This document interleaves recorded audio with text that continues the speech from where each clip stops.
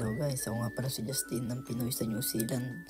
At syempre dahil linggo nga ngayon, kailangan natin ng pampalakas ng katawan at makatulog na rin ng maayos dahil bukas aakit tayo ng mataas na bundok. At ang pangalan nga pala ng aakyatin nating bundok ay Mount Takurunga, Mount Victoria. Isa rin siya tourist attraction dito sa New Zealand. Habang pataas ng pataas yung inaakyat namin guys, palamig din ang palamig yung nararamdaman namin. Mukha lang siya mainit dahil maaraw, pero pag umihip yung hangin, nako, mapapasabi ka na lang na sana hindi na ako sumama.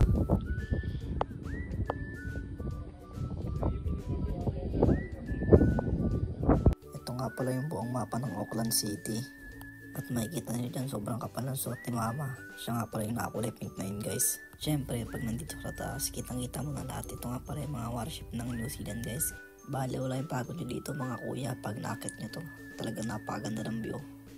Bumaba na kami nito sa bunker guys. Pagbaba nyo pala ng bunker, ito na agad yung una nyo makikita. Yung kanyon na ginamit ng World War I. July ng 1899 pa pala ito ginawa guys. Ito yung kanyon na nagpahirap sa mga Europeans makapasok sa bansa ng New Zealand guys. Punta naman tayo sa next spot, sa Devonport.